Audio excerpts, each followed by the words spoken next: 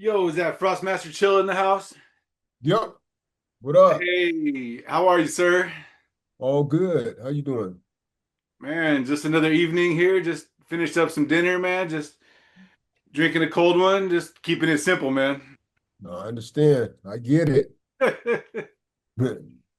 Man, hey, watch this. For the first time viewers, break down who you are and kind of a little bit about your pedigree for like just a minute to 2 minutes, man. What for the first time viewers, man, let them know. So, John Funches, better known back in the day as Frostmaster Chill, DJ. Um, Started off at the beginning of the rap age, 1979, somewhere around uh, the end, in the middle of the summer. As soon as I heard Rappers Delight with my homeboy Mellow Mike, I started into the rap game, transitioned on into DJing and mixing through my big homie Michael Simmons, known as Sir Sky. Um, Done a couple albums, the Dark Set album, Cracker Bastion, and Seven Deadly Sins, which was kind of not released. And from the Seattle area, born and raised, Central area, and yeah, I just love hip hop. Been involved around the big names back in the day. Um, Produced a whole bunch of cats like Sir Love, MC La Rap, um, DJ'd for the Emerald Street Boys at one time, right after Nasty Ness had left the group. And yeah, that's my whole thing in a nutshell. The summary. Hey, I appreciate that because a lot of people are tuning in for the first time, maybe, or they just don't know some of your history and how far you go back. And tonight we're gonna have a special guest. But I just want to thank you because you've been along for the ride for a few of these videos to kind of clarify things. And for me as a historian, I'm coming from it from like the future back to the past. But you kind of can tell it, no, no, no, this is how it was in the past, like, and kind of correct it from that direction. Whereas I'm coming from the future backwards. So I think it's really cool to have you along on some of these conversations. Yeah, that'll work. Um, we worked together to help get your book that you got there on the table, The Birth of Seattle Hip Hop. So a lot of people can read about how it was in Seattle back in the day, the 2 sickness, and especially going on in the concentrated area of 1979 to, I believe, 1985. Yep. Yeah. Yeah, thank you, man. I might have to text I'm gonna have to text JLC and make sure he's Yeah. on the game. Let me just check this man real quick. Here we go. Let's see. I know he's got this, man. I know he's got it. Yeah, I hope so. He usually is a little tardy I think on we got him. things. I know he was really excited about this. And so yes, this is actually series number 10. We did number 9 with Preach out of the dance group Preach and Teach. Let me ask you, Frostmaster, do you have any memories of Preach and Teach? I never, I think I seen him a couple times. Of course, I heard his name around the town. Uh, but you got to understand, he was younger than I was, Hmm. and he was a dancer. He wasn't really a rapper. So he might have been, at the shows and stuff like that and dancing for whomever. Uh, but I really knew only the actual players of the rappers and the DJs. I knew some of the dancers like Flex. I knew Flex. I knew ICJ, who were the Central Area Breakers, who weren't as known as the Emerald City Breakers, and who's the Seattle City Breakers and stuff like that. But they were from my neighborhood, and although and Priest, I think Priest said he was from the Central District. So I'm from the Central District, but I don't really remember him around the Central District that much. But again, he was younger. So, Hmm. like, for example, he talked about the Sir Mix-a-Lot Boys Club. So he would have been the right age at that time because a lot of people don't understand that the boys club at that time was mostly for teen cats that was like 14, 15, 16, 17, right? At that time I was like 17.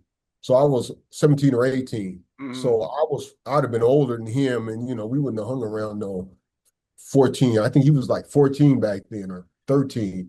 Hmm. So, but I had heard of Preach and Teach, the dance group. I know that.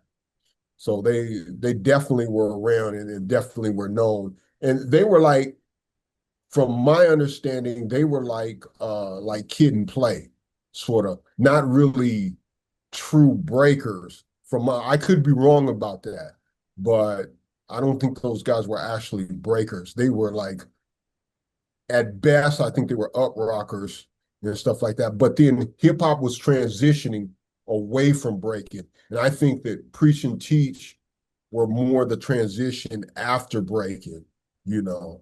Well, hey, put it this way, as a listener and a fan, it's easy for young kids to forget how much of an influence MC Hammer was as a dancer and as an Right. MC. Like MC Hammer brought that synchronized dancing and the MCing to like a perfect pitch where it just became this sort of show that he did. And he made millions on that look, man, on that vibe, you know. Yeah, I knew there was a local homeboy that used to dance with MC Hammer named AD Rage. He was up here. He was a local in Seattle. I think he was around up in Yesler. So shout out to AD Rage. Yeah, yeah, and that's a great example of the transition in hip hop away from breaking to where now you get into the Running Man and hopscotch or whatever was out at that time.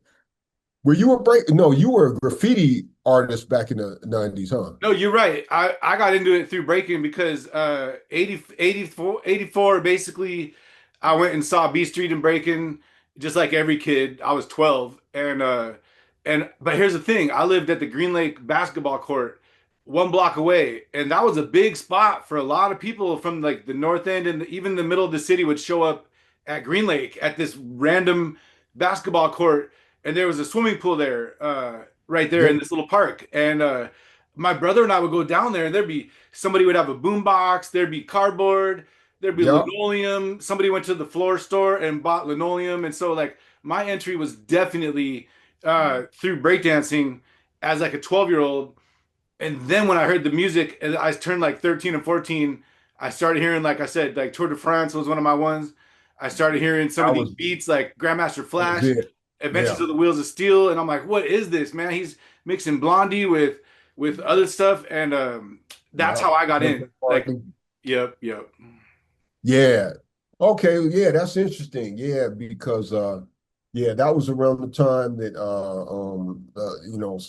Supreme and them guys were breaking. That's when he came into the game. I knew him more for DJing though. By the time he got older, he was in the DJing game. So yeah, a lot of us came in and dancing. I did some dancing too, but we were more electric boogaloo, or we called it popping back in the day. You know, and even Big B, JOC, he was a dancer as well. He was popping and stuff like that. And shout out to our homeboy ICJ. He was the actual breaker with the CD breakers, and he got down along with well, I can't remember the rest of them guys. It's just been too long, but yeah, yeah, that was 1985 was when it really started, jetting off, you know, because Melly Mel from the Furious Five was in a lot of those movies, like breaking and rapping and doing all that kind of stuff. And then the Kumo D appearance with the Treacherous Three doing the Christmas rap thing, and yeah, and Boogaloo Shrimp, and when he also transitioned because he was actually a dancer. What was that called? Man, I forgot. But he transitioned into breaking and everything. Yeah, absolutely. Um, Well, it also reminds me of the parties like Rico One used to throw because their whole thing was there would be a dance element to the party. So Rico One was very closely related to Lovesick Rhymers for most of their career, but they were just party guys. They would throw a party and they would have a food connection where they told me how there would be they would hire musicians, they would have dancers, and then they would bring a caterer. And so you could basically, if you're a high school kid if you got 15 bucks in your pocket, you're seeing live music and you're probably getting something to eat at this party, man. And it was like you didn't have to leave to go to McDonald's or whatever to break up the vibe because you could stay at the party even if you had to get a food and stuff. So I think Rico One should get a shout out for that and bringing the dance element too. Yeah, I think Rico One was the continuation of DJ house parties and stuff like that away that once KOC developed, Kings of Cuts developed, doing the house parties. Pretty soon they faded out though, and people like Rico One, you're right, came in and made it more sophisticated and put a little bit more of a science to it because KLC was straight b-boy shit. They come in the b-boy stance with the shell top Adidas or the Pumas on, fat lace Pumas, and man, and just we hang out like gangsters, you know what I mean? But Rico One sort of made it sophisticated, and I think that transitioned off into the white parties that I think what's the name? DJ Love Kun Love, you Mm. know, he started doing stuff. With the dress codes, where all the parties had a Yeah, dress with code. the dress codes and stuff like that, the white parties and stuff like the Virgo parties and stuff like that. Hmm. So that's when it started getting sort of bougie, you know what I mean? But nevertheless, it was all based out of hip hop. Yep, yep. No, man. For people that have followed rap in Seattle for all these years, yeah, Kun's one of those guys who, Chakundi, man, he's always been doing it. He did a magazine for a minute. He was early on the web game. He had a lot of web Real talent. early in the web game. Figured out how to get clicks. Figured out how to take party photos, and then everybody wants to see the party photo on Sunday morning because Saturday night everybody was dressed up, and so Yep. Kun should get some props. Yeah, for sure, man, for sure, for sure. Yeah, because again, he comes out of that hip hop age as well. Um, and he did. You're right. He was real early in the internet game. I think he ran C Spot, right? Yep. And because he had came out of school from doing a little bit of computer stuff and stuff like that.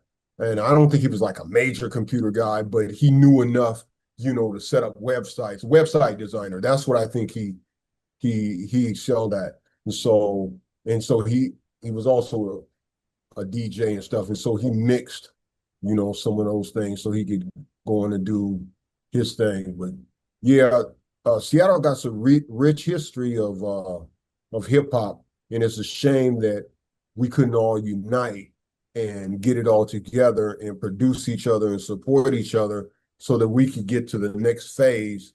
Because if you look at other um, areas, like a great example, our sister city, Los Angeles, they produced each other, even though that they had rival gangs and sets and cliques and everything. They were able to get together, like for example, Dr. Dre. Dr. Dre produced a whole slew of groups, NWA, Above the Law, and then out of that, Ice Cube produced West Side Connection and let me see, West Side Connection. And he also other R from the I and what was that? Well, that might have been Death Row. No, R from the I came out of West Side Connection too. That's right. And so, and you look at New York, of course, New York sponsored a whole bunch of group. When Sylvia Robinson came into the game with Sugar Hill, she didn't just bring out the Sugar Hill gang. She went and got Grandmaster Flash and the Furious Five from the Enjoy record label from Bobby Robinson. Uh, she went and got the Treacherous Three. She went and got Cold Crush Brothers, I think, um, uh, Love Bug Starsky, yeah, and stuff like that. And Sequence, she brought Sequence together from North Carolina, uh, and Parliament, because a lot, I think a couple of those, which later on Angie Stone went off on her own to do her own thing. Back then she was Angie B. So yeah, it was an evolution. And so I just, my whole thing was is that I had a problem with record labels that were in Seattle that just concentrated on one particular clique and group, which is crazy because, like, for example, the Nasty Mix label, right? Ed Locke, at the time it was Ed Locke, now it's Sheila, but Sheila first was managing the Emerald Street Boys, right? A lot of people don't know that, right? And until they got into a disagreement about money, and then they split. So then that's when Sheila picked up um, Sir Mix-a-Lot and ran with him. But it's a shame that Sir Mix-a-Lot, Nasty Ness, rest in peace, and Mix didn't expand and get other people out there. And I heard so many complaints because we were on tour when I was um, DJing with Sir Love. We were on tour with High Performance. No, not High Performance. The other group. Uh, was it High? Yeah, it was High Performance. We were on tour with High Performance. That's when Tony Benton was managing us, right? And Tony Benton had sponsored a little small concert tour, like in Yakima and in different Tri Cities back then. So we all were on the same bus van, and we were all talking. And High Performance, not High Performance too. What was the other group that was with Nasty Mix? Wojak's group, if it was Wojak, it would be Criminal Nation. No, the other one besides Criminal Nation. Let's see, High It was a dance Performance. group that had KC and the Sunshine I think Band. you're right. It's High Performance. That Okay, yeah, that's High correct. Performance. That's correct. So we were on the bus with them, and they had all the Nasty Mix gear and everything. And back then we were rivals of Nasty Mix. But soon we came to a consensus because they were like, look, this is all we got out of Nasty Mix, these these sweatshirts and little whatever, a hat, Nasty Mix hats and everything like that. They had videos actually, like they had a bunch, like the one with the KC and the Sunshine, well, KC from the Sunshine Band, Yeah, he right? appeared. He guest appeared. He came and filmed that here in Washington State. Yeah, in the video. Right. Right. So their video was out, but the problem was their records weren't in the stores. So like they used all their promotional dollars up and refused to put their product out in time, which is devastating. You got their stuff was played on BET even. Wow. And, Yeah. and they got their records out. So everybody going there looking for their records. And Nasty Mix don't even have their records. So it was like undermining and stuff that I didn't like about that whole situation. Yeah, it's interesting how their success was tied to a single that had a huge licensing payment probably that went to KC and the Sunshine Band because I know that was right on the edge of when people started to get caught paying for samples. Right. Was right about 91 when that really all changed. And before that you could kind of just slip by, but I think they did have to pay. I'm pretty sure Nasty Mix did have to pay a chunk of money to KC's label or whatever, Atlantic or Oh whoever yeah. that label was, and I'm guessing that the appearance fee maybe helped with that, where KC was in the video, so it was he gave it his consent, in a way, where they knew that the sample wasn't being stolen, but at the same time, that was a very contentious year for sampling. Like after that, people really had to watch their back. You Yep. started seeing more lawsuits, and groups had to get more creative with their loops, man, with their beats. Well, yeah, and we had to start splicing and chopping and rearranging the sequence of the loops. One great example of that is Vitamin D from um, um, um, um, Tribe. What was damn, my memory's getting bad. I'm old, but yeah, Vitamin D chopped up a whole bunch of samples and was reversed it and everything. And he made a career out of it till this day. That I remember when he was growing up, that was Eddie Wills's cousin. That is Eddie Will's cousin. Rest in peace, Eddie Wills, Sugar Bear from them Street Boys. So yeah, it was a difficult time. We started having to either switch around in the sky. But even if you do that now, you can't get away with it because now they got algorithms and stuff like that on the internet, and which you'll find that, and they'll still flag you down. So we basically have to kind of play it ourselves or use royalty-free loops or something like that. That's the thing to do. So Well, yeah. we're still here waiting for JOC to chime in, man. I hit him a couple times, but he might have just been caught up. He might still get us. But while I Let me see got if you, I can call him. I know I want to ask you about that cassette tape that we found with those four songs on it, man, because that's never really been talked about that much. When you had the single Frostmaster Chill, and then you had a couple, three more songs on there. That was just a remarkable thing. So we may have to chat about that if we don't get JOC. Yeah, yeah, yeah, The Hill, yeah, that was one of yeah, the songs. The Hill was on there. yeah, the heel and everything. So yeah, those were cuts we did out of Kevin Gardner's studio um back in the mid 80s, I believe.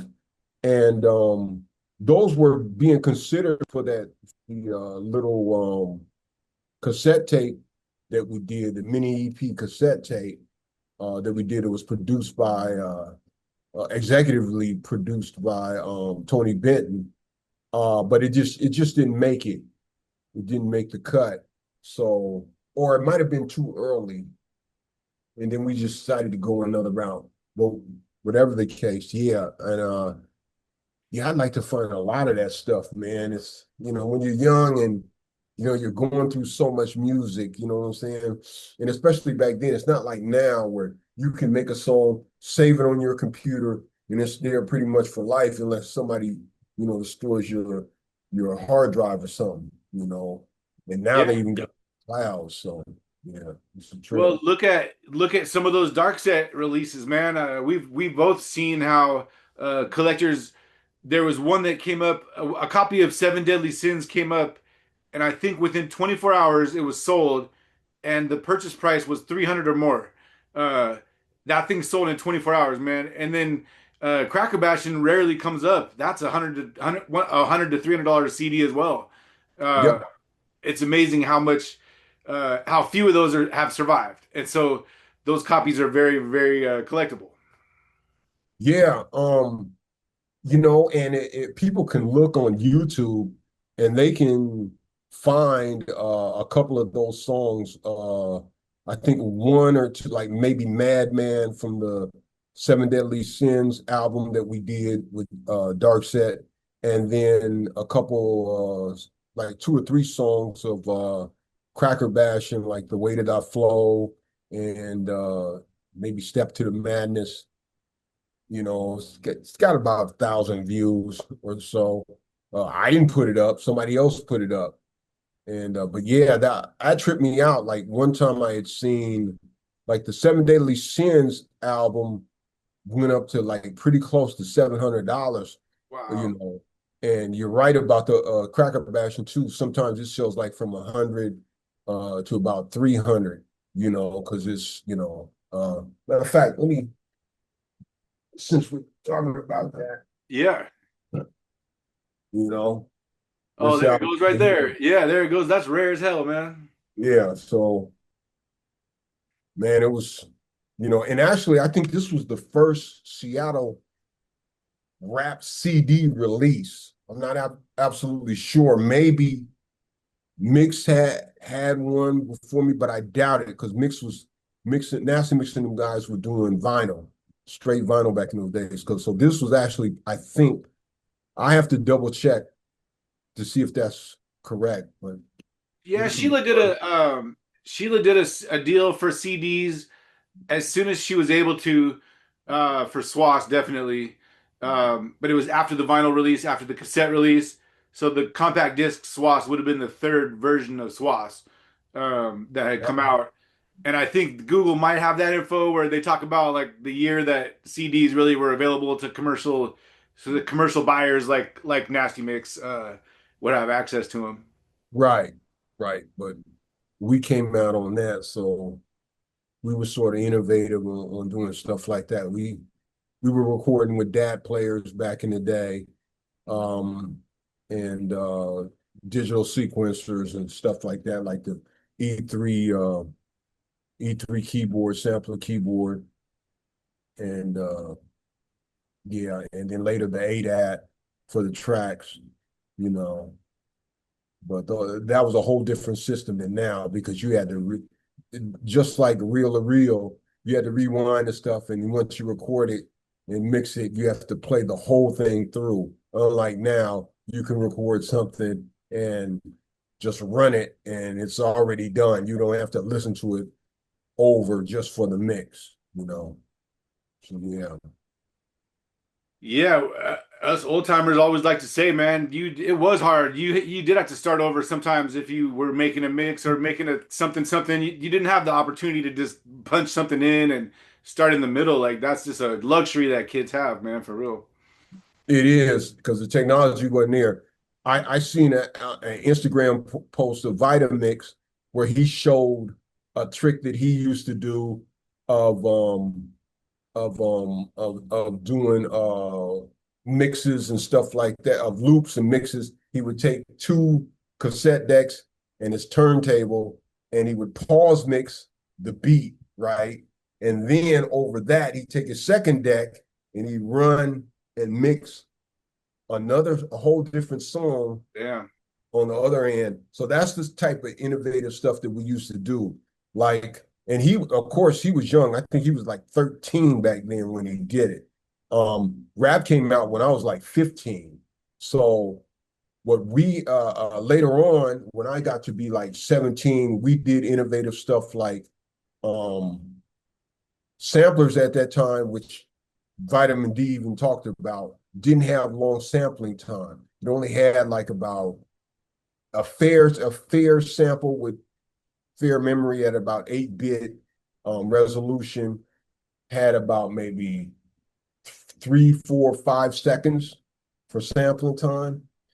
And if you got a real good one, like an emulator 3 or something like that, then it was a couple minutes.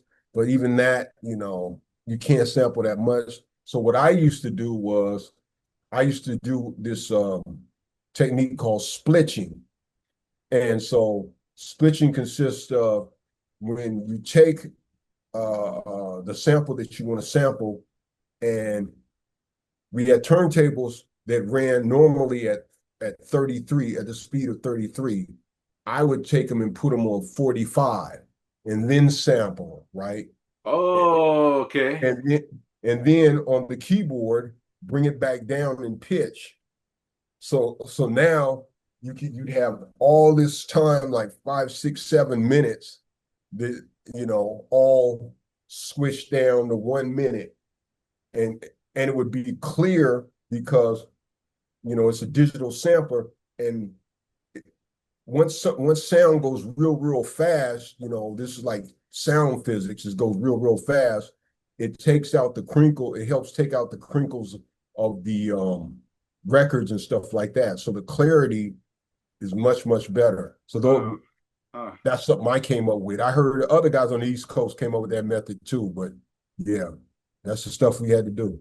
Well, let's try a little ESP, man. Let's talk about JOC for a couple minutes, and then if he Okay. doesn't call in, we'll just have to say next time. But Yeah. when I talked to JOC, he remembers being an aspiring DJ, aspiring rapper, and he was at O'Day High School where my hero Bobby Stills was going. MC3D was also at O'Day, the all boys school there, right there on First Hill.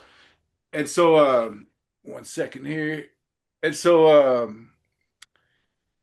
is he logging in? No. Oh, is he coming on? No, I thought it just gave me a 10-minute warning or something. Um, yeah, so basically, JOC remembers. really being into hip hop and stuff. And then he heard about you because your name kind of just was being passed around.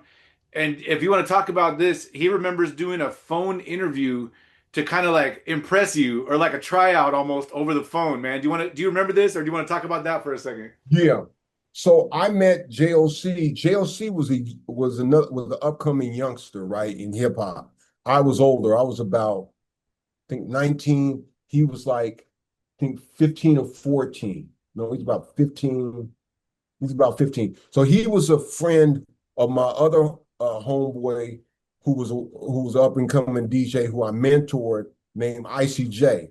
So DJ ICJ um, told me about him because he had a very fast scratching technique, right? That was real clean.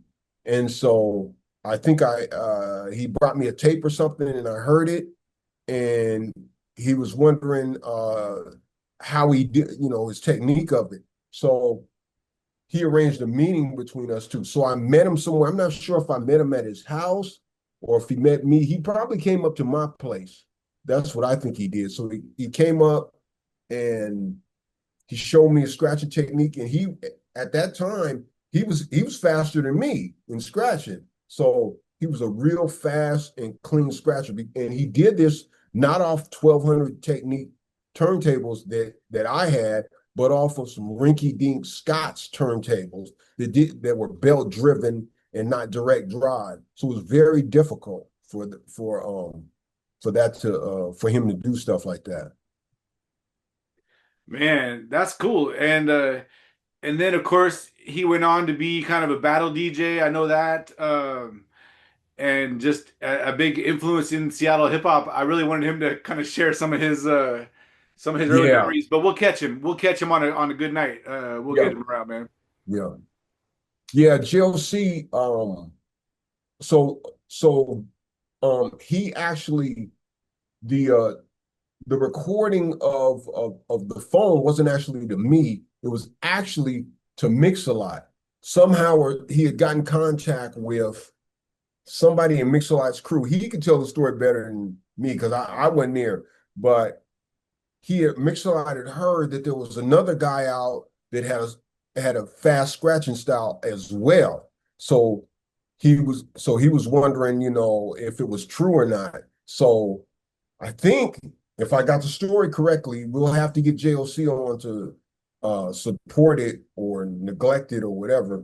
But Mix-a-Lot did his little scratching, and then JLC did his. And there was silence on the phone because JLC was incredibly fast, right? So, and clean. So I think he paused, Mix-a-Lot paused real quick and said, well, yeah, I'm working on that and I'll get back with you. And then he hung up and they never talked again. And shortly after that, I want to put this little Easter egg in there. Um, that's when he discovered the white guy, Phantom. Yep. Phantom had a similar scratch style as JLC, but JLC had it first. So Hmm. those two guys were very fast scratchers, and I think Phantom actually taught um, um, Sir Mix-a-Lot that style.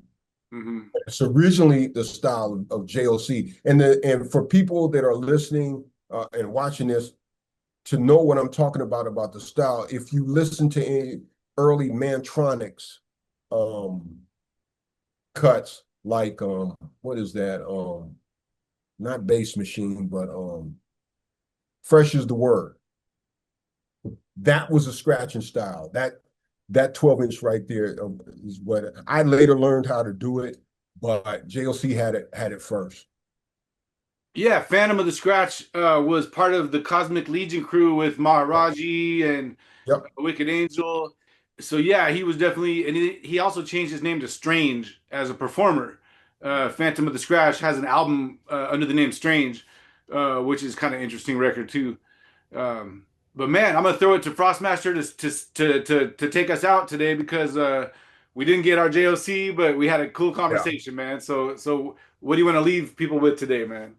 I just want to leave people, man, keep on doing this hip hop thing, man.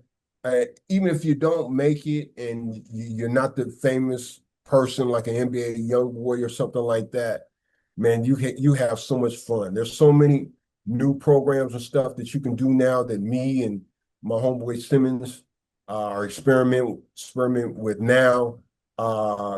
That almost it leveled the playing field because when I first got in, I remember when I was at high school and Sir Mix-a-Lot came. Sir Mix-a-Lot was older than me. He came in and said to me, "Hey, I got so much gear and everything." And I said, "Well, I'm working on getting gear." He said, "Yeah, by the time you get all your gear, I'll be way beyond." But now, and I thought he was wrong back then, and I'm proven to be right that now the playing field's level. So you just get a computer and start getting down. That's And good. also That's look out for my album under DJ Face Crook, called The Divided Snakes of Amnesia. It's available on all platforms like um, iMusic, Spotify, Apple Music, Zeezer, anything. Go check it out. That's the new stuff that I got going on. And that's it. Peace out. Tool Sickness for life.